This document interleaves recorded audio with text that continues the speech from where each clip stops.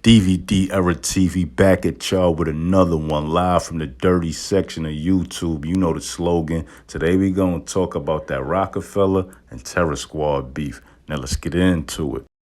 Now there's a lot of rumors that's been circulating for years on how Terror Squad and Rockefeller beef started.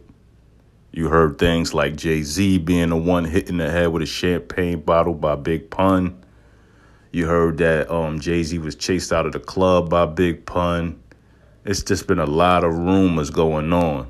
But according to Cuban Links, former Terror Squad member, he said Jay-Z was booked at Carbon for 15 grand to perform that night by a Terror Squad affiliate.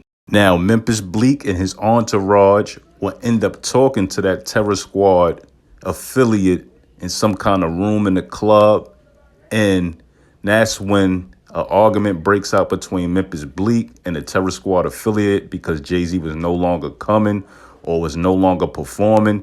And that's when that Terror Squad member was busted in the head with a champagne bottle by Memphis Bleek and his entourage. Now, who actually hit the Terror Squad affiliate in the head with the champagne bottle is not clear.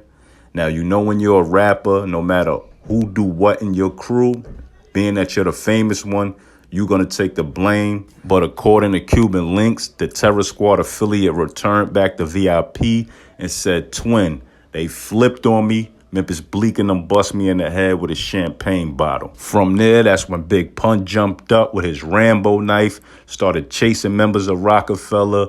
People was getting hit with bottles. And you know, Rockefeller and Terror Squad was in there brawling, just getting it on, fighting, and, you know, getting it shaken. Now, this wasn't the only run-in with Rockefeller and Terror Squad. After this whole brawl happened, Source Money made a diss record towards Fat Joe and Big Pun. And that diss record was on a DJ Who Kid mixtape. And because DJ Who Kid was the only DJ to play this at the time, supposedly Big Pun and his people kidnapped DJ Who Kid in Harlem by pretending to be a promoter who was trying to book him for $1,000. Now, they ended up throwing him in a van, and Big Pun ended up pulling out his Uzi on him. Now, even though DJ Who Kid wasn't part of Rockefeller, he got caught in the middle of the whole Rockefeller and Terror Squad beef. Now, the next time Rockefeller and Terror Squad bumped heads was at a show they were doing together while they were on tour. And they set it up a meeting with Pun, Fat Joe, and Jay-Z so they could talk about everything. And when they had that meeting, it ended with Fat Joe and Big Pun chasing Jay-Z around the room and the couch or whatever.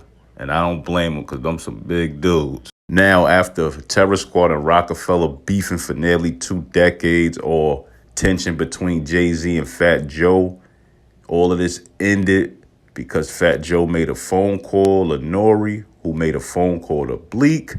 Bleek made a phone call to Hove.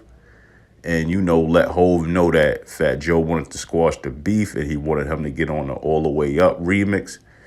Bleek says Jay-Z was like, "You know what? That record is hard. I got a verse for that. I'm going to call you back."